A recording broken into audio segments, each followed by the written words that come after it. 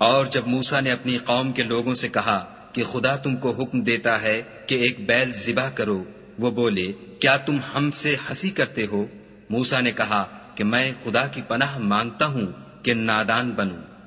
انہوں نے کہا اپنے پروردگار سے التجا کیجئے کہ وہ ہمیں یہ بتائے کہ وہ بیل کس طرح کا ہو۔ موسیٰ نے کہا پروردگار فرماتا ہے کہ وہ بیل نہ تو بوڑھا ہو اور نہ بچڑا، بلکہ ان کے درمیان یعنی جوان ہو، سو جیسا تم کو حکم دیا گیا ہے ویسا کرو۔ انہوں نے کہا اپنے پروردگار سے درخواست کیجئے کہ ہم کو یہ بھی بتا دے کہ اس کا رنگ کیسا ہو۔ موسیٰ نے کہا پروردگار فرماتا ہے کہ اس کا رنگ گہرا زرد ہو کہ دیکھنے والوں کے دل کو خوش کر دیتا ہو۔ انہوں نے کہا اب کے پروردگار سے پھر درخواست کیجئے کہ ہم کو بتا دے کہ وہ اور کس کس طرح کا ہو، کیونکہ بہت سے بیل ہمیں ایک دوسرے کے مشابہ معلوم ہوتے ہیں، پھر خدا نے چاہا تو ہمیں ٹھیک بات معلوم ہو جائے گی۔ موسیٰ نے کہا کہ خدا فرماتا ہے کہ وہ بیل کام میں لگا ہوا نہ ہو، نہ تو زمین جوتتا ہو اور نہ کھیتی کو پانی دیتا ہو، اس میں کسی طرح کا داغ نہ ہو۔ کہنے لگے اب تم نے سب باتیں درست بتا دیں۔ غرض بڑی مشکل سے انہوں نے اس بیل کو ذبح کیا اور وہ ایسا کرنے والے تھے نہیں۔ اور جب تم نے ایک شخص کو قتل کیا تو اس میں باہم جھگڑنے لگے، لیکن جو بات تم چھپا رہے تھے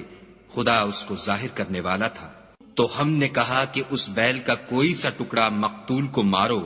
اس طرح خدا مردوں کو زندہ کرتا ہے اور تم کو اپنی قدرت کی نشانیاں دکھاتا ہے تاکہ تم سمجھو۔ پھر اس کے بعد تمہارے دل سخت ہو گئے، گویا وہ پتھر ہے یا ان سے بھی زیادہ سخت، اور پتھر تو بازے ایسے ہوتے ہیں کہ ان میں سے چشمے پھوٹ نکلتے ہیں، اور بازے ایسے ہوتے ہیں کہ پھٹ جاتے ہیں اور ان میں سے پانی نکلنے لگتا ہے، اور بازے ایسے ہوتے ہیں کہ خدا کے خوف سے گر پڑتے ہیں، اور خدا تمہارے عملوں سے بے خبر نہیں۔ مومنو، کیا تم امید رکھتے ہو کہ یہ لوگ تمہارے دین کے قائل ہو جائیں گے، حالانکہ ان میں سے کچھ لوگ کلام خدا یعنی تورات کو سنتے پھر اس کے سمجھ لینے کے بعد اس کو جان بوجھ کر بدل دیتے رہے ہیں۔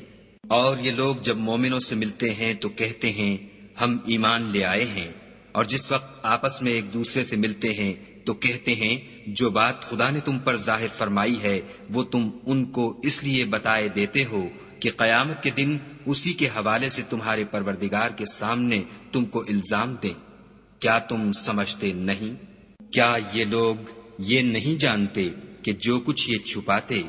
اور جو کچھ ظاہر کرتے ہیں خدا کو سب معلوم ہے؟ اور بعض ان میں ان پڑھ ہیں کہ اپنے خیالات باطل کے سوا خدا کی کتاب سے واقف ہی نہیں، اور وہ صرف ظن سے کام لیتے ہیں۔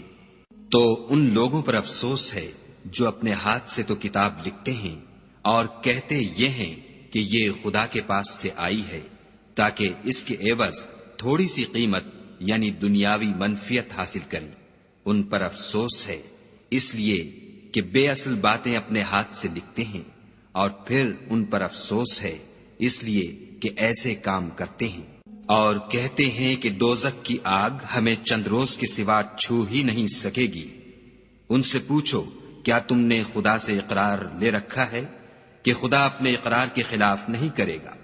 نہیں، بلکہ تم خدا کے بارے میں ایسی باتیں کہتے ہو جن کا تمہیں مطلق علم نہیں۔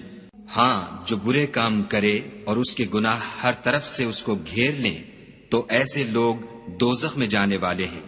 اور وہ ہمیشہ اس میں جلتے رہیں گے۔ اور جو ایمان لائیں اور نیک کام کریں وہ جنت کے مالک ہوں گے اور ہمیشہ اس میں عیش کرتے رہیں گے۔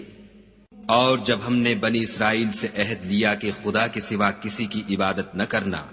اور ماں باپ اور رشتہ داروں اور یتیموں اور محتاجوں کے ساتھ بھلائی کرتے رہنا، اور لوگوں سے اچھی باتیں کہنا، اور نماز پڑھتے اور زکوٰۃ دیتے رہنا، تو چند شخصوں کے سوا تم سب اس عہد سے منہ پھیر کر پھر بیٹھے۔ اور جب ہم نے تم سے عہد لیا کہ آپس میں کچھ تو خون نہ کرنا اور اپنے کو ان کے وطن سے نہ نکالنا، تو تم نے اقرار کر لیا اور تم اس بات کے گواہ ہو۔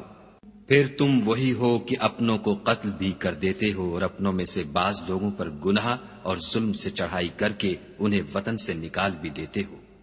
اور اگر وہ تمہارے پاس قید ہو کر آئیں تو بدلہ دے کر ان کو چھڑا بھی لیتے ہو، حالانکہ ان کا نکال دینا ہی تم کو حرام تھا۔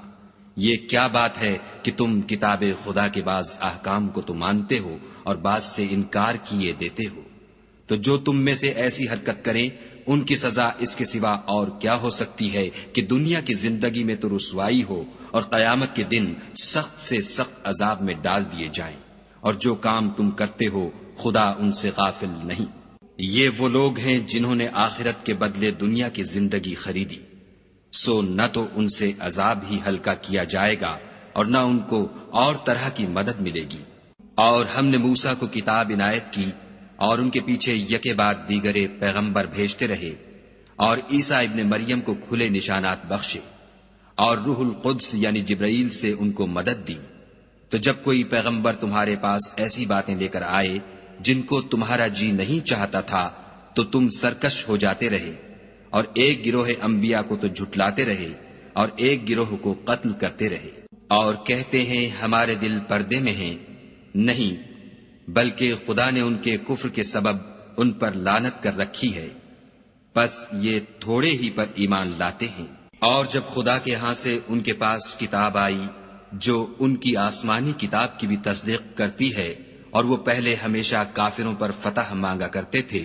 تو جس چیز کو وہ خوب پہچانتے تھے جب ان کے پاس آ پہنچی تو اس سے کافر ہو گئے، پس کافروں پر خدا کی لعنت۔ جس چیز کے بدلے انہوں نے اپنے تئیں بیچ ڈالا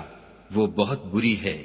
یعنی اس جلن سے کہ خدا اپنے بندوں میں سے جس پر چاہتا ہے اپنی مہربانی سے نازل فرماتا ہے۔ خدا کی نازل کی ہوئی کتاب سے کفر کرنے لگے تو وہ اس کے غضب بالائے غضب میں مبتلا ہو گئے، اور کافروں کے لیے ذلیل کرنے والا عذاب ہے۔ اور جب ان سے کہا جاتا ہے کہ جو کتاب خدا نے اب نازل فرمائی ہے اس کو مانو، تو کہتے ہیں کہ جو کتاب ہم پر پہلے نازل ہو چکی ہے ہم تو اسی کو مانتے ہیں، یعنی یہ اس کے سوا اور کتاب کو نہیں مانتے۔